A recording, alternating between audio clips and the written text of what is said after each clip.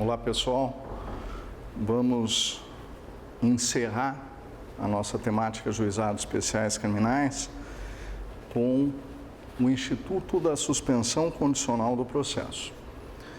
O Instituto da Suspensão Condicional do Processo está previsto lá no artigo 89 da Lei do Juizado. Mas, muito embora ele esteja previsto na Lei do Juizado, ele não tem aplicação exclusiva no juizado. O Instituto da Suspensão Condicional do Processo, ele pode ser aplicado também lá nos processos de competência da vara criminal, tá? Com algumas exceções, é claro, exceções que dizem respeito à não aplicação da Lei dos Juizados Especiais em algumas situações. Por exemplo, você não pode aplicar o Instituto da Suspensão Condicional do Processo na Justiça Militar, por conta da vedação do artigo 90A da Lei 9.099. Você não pode aplicar o Instituto da Suspensão Condicional do Processo nos crimes contra a violência doméstica contra a mulher, por conta da vedação do artigo 41 da Lei Maria da Penha. Tirando essas situações, o Instituto da Suspensão Condicional do Processo ele tem aplicação tanto na Justiça Estadual, quanto na Justiça Federal, quanto na Justiça Eleitoral, tá? Então, é um instituto que, muito embora esteja prevista na Lei do Juizado, ele não tem aplicação restrita aos GCRIMs. Pode ser aplicado também em outras searas, desde que, é claro, presentes os requisitos legais, desde que o réu tenha preenchido todos os requisitos legais. Esse benefício é chamado pela doutrina de sursis processual. Uma analogia é feita à figura do sursis penal, lá do artigo 77 do Código Penal. Só que não vamos confundi-lo. Sursis penal do artigo 77 do Código Penal é suspensão condicional da pena.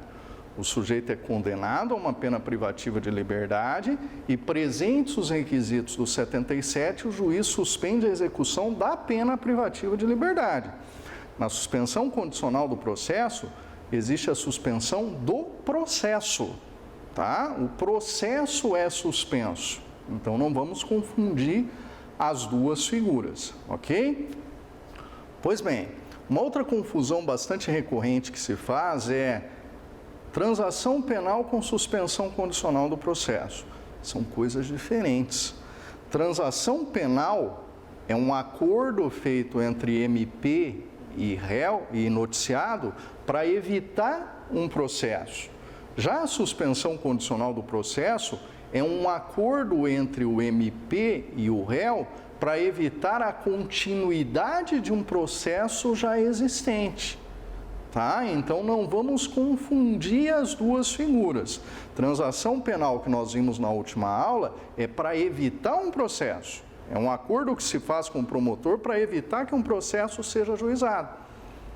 Já na suspensão condicional do processo, não. Suspensão condicional do processo já existe um processo e existe um acordo entre Ministério Público e réu para que o processo permaneça suspenso, para que ele não tenha sequência, tá? Então, cabe aqui fazer esses balizamentos para a gente poder não confundir essas duas figuras, ok? Pois bem, a suspensão condicional do processo, ela tem cabimento quando presentes alguns requisitos previstos na lei. O primeiro requisito, e todos eles estão lá no artigo 89 da Lei do GCRIM, é a pena mínima abstrata não ser superior a 1 ano. Lá na transação penal, nós tomamos por base a pena máxima abstrata prevista no tipo.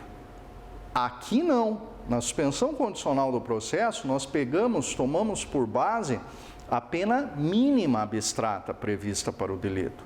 Então, por exemplo, um crime de desacato, pena 6 meses a 2 anos. Cabe a suspensão condicional do processo? Sim. A pena mínima abstrata, 6 meses, não supera 1 ano. Furto simples, pena reclusão de 1 a 4 anos. Cabe suspensão do processo? Sim. Pena mínima abstrata, não superior a 1 ano. Crime de furto qualificado, pena 2 a 8 anos.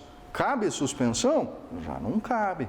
Por quê? Porque a pena mínima abstrata, 2 anos, supera o patamar de 1 ano.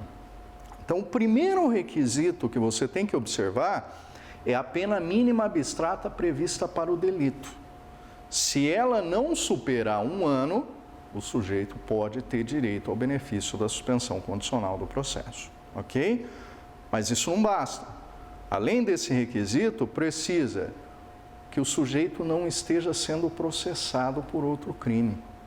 Se o sujeito está sendo processado em outros autos, não vai caber suspensão condicional do processo aqui. Ele não pode também ter sido condenado por outro crime. Se ele lá atrás foi condenado por sentença definitiva, já transitada em julgado, ele aqui não vai fazer jus à suspensão condicional do processo. Aqui cabe mencionar um enunciado do FONAGE, dizendo que se essa condenação anterior não gerar reincidência, é cabível a suspensão condicional do processo. Então, imagina que o sujeito foi condenado lá na década de 90, cumpriu lá toda a sua pena e agora em 2020 veio a praticar um novo delito. Aquela condenação vai inibir a concessão do benefício? Não vai. Tá? Por quê? Porque ela não é capaz de gerar reincidência, porque já passou aquele período depurador de 5 anos do artigo 63 do Código Penal. Ok? E além disso, além desses requisitos de ordem objetiva, também tem um requisito subjetivo, ou seja, um mérito do sujeito ao benefício da suspensão condicional do processo. E o mérito é aferido de acordo com aquelas circunstâncias previstas no artigo 77 do Código Penal. O 77, como eu te disse, trata do sursis penal. Então, aqueles requisitos subjetivos, a análise daquelas circunstâncias judiciais do artigo 77, elas servem para balizar se o sujeito tem ou não tem direito ao sursis processual, tá? Preenchidos esses requisitos, o promotor vai oferecer uma proposta ao sujeito, ao réu daquela ação penal. E aqui faço um parêntese para te dizer o seguinte: muito se discutiu lá atrás se caberia suspensão condicional do processo na ação penal privada. Isso já é decidido, já é pacificado. Cabe tanto na ação penal pública quanto na ação penal privada. Cabendo a suspensão condicional do processo na ação privada, que era uma discussão antiga, a quem compete a proposta? Ao promotor, ao Ministério Público. Tá? Então, cabe ao Ministério Público oferecer a proposta da suspensão condicional do processo. Nesse sentido, veja o enunciado 112 do FONAGE, ok? Pois bem, é designada uma audiência onde é feita essa proposta. O promotor chega no réu e diz: seu réu, o senhor tem direito a um benefício chamado suspensão condicional do processo. Eu vou lhe fazer uma proposta, o senhor me diga se aceita. Se aceitar e cumprir a proposta, o senhor se vê livre do processo. Por quê? Porque se ele cumprir as condições dentro desse tempo de suspensão, ele vai ter extinta a sua punibilidade, ele não deve mais nada para o Estado. Na ação penal pública, a suspensão condicional do processo é uma mitigação, uma relativização do princípio da indisponibilidade da ação penal pública. Lembra, quando vocês estudaram isso ano passado, o princípio da indisponibilidade da ação penal pública quer dizer que o promotor não pode dispor da ação penal pública. Uma vez ajuizada, ela tem que ir até o final. Aqui há uma mitigação, ou seja, se o sujeito faz jus à suspensão condicional do processo, o promotor é obrigado a oferecer a proposta. E o processo fica suspenso, aguardando, por aquele prazo, o cumprimento daquelas condições. Cumpriu o réu aquelas condições, está extinta a sua punibilidade. O processo não chega até o final. O sujeito não vai ser condenado por conta daquele delito. Ok? Tá, mas qual é o prazo de suspensão? 2 a 4 anos. Tá? Então, está aí uma discricionariedade do promotor em definir se é 2, geralmente o é, se é 2,5, se é 3, se é 4, tá? De 2 a 4 anos o processo fica suspenso. O sujeito fica como que em observação.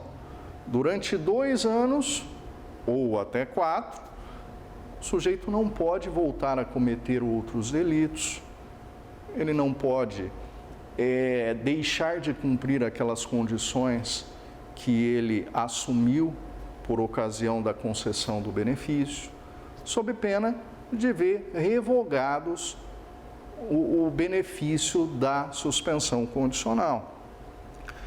Então, por exemplo, estão lá no artigo 89, quais são as condições obrigatórias? 89, parágrafo 1º. E no parágrafo 2º, quais são as condições facultativas? Então está lá, o sujeito não pode cometer crimes, o sujeito tem que comparecer mensalmente no fórum para dizer onde está morando, o que está fazendo.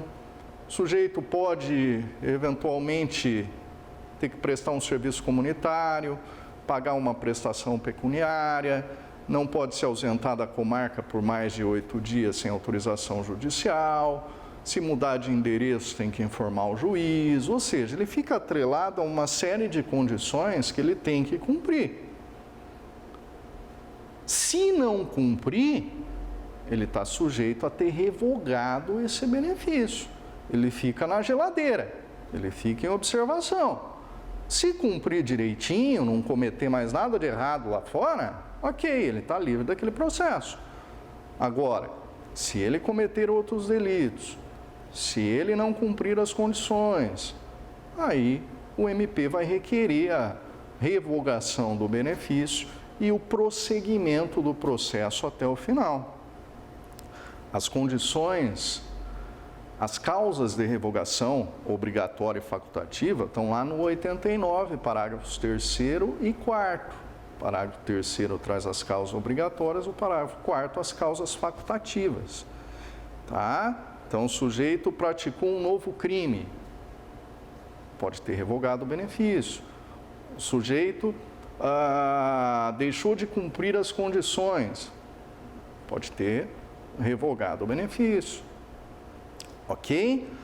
Se ofertado esse benefício, essa proposta, o sujeito não concordar com a proposta, quiser, por exemplo, provar sua inocência, é um direito que ele tem. Ele não é obrigado a aceitar a proposta. Tá? Então, tanto o réu quanto o seu defensor tem que aceitar aquela proposta. É uma medida consensual, é uma medida transacionada. Tá? Se ele não quiser aceitar, não tem problema, o processo segue adiante. Mas tem que ser oferecida a proposta, porque é um direito subjetivo dele. Tá certo?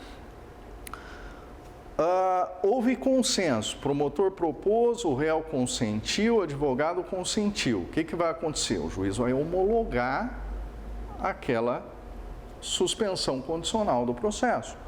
Pode acontecer que o juiz não concorde, seja com o cabimento da proposta ou não, seja com o conteúdo da proposta.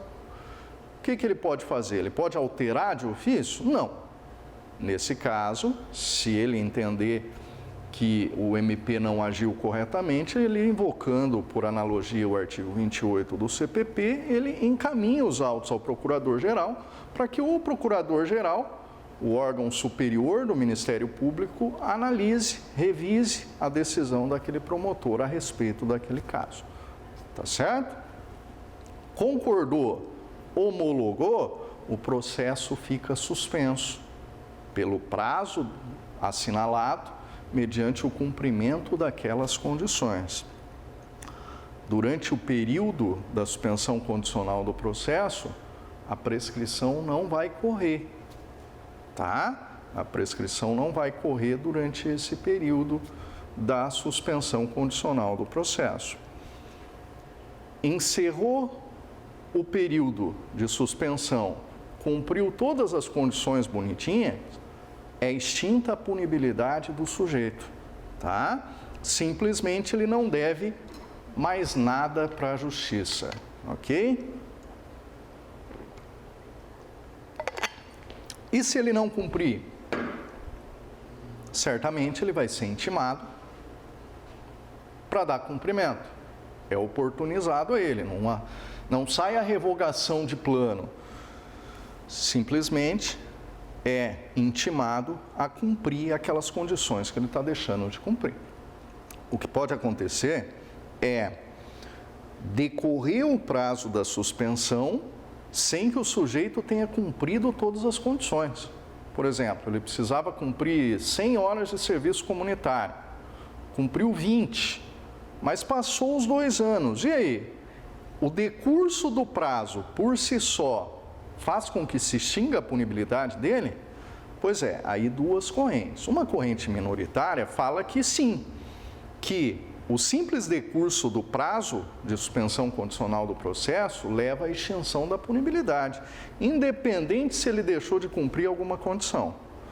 Já uma outra corrente majoritária, que tem aplicação no STJ, inclusive, existe até um enunciado do FONAGE nesse sentido, diz não. Mesmo que tenha decorrido o prazo da suspensão condicional do processo, se o sujeito não cumpriu as condições, o juiz pode prorrogar o período de prova para que ele cumpra aquela condição, ou até mesmo revogar o benefício pelo descumprimento. Essa é a corrente que mais se adequa aí à realidade atual. Ok? Pois bem, com isso, estudando o benefício da suspensão condicional do processo, nós encerramos o estudo dos juizados especiais criminais. A partir da próxima aula, nós começamos a ver tribunal do júri. Como eu te disse, estou concluindo uma apostila para poder te enviar. Já na aula da semana que vem, esse material vai estar disponível no AVA para que você possa fazer a leitura e acompanhar de maneira mais fácil essas aulas pelo meio virtual. Teve dúvida? Anota. Lá na frente eu respondo. Um grande abraço, até a próxima.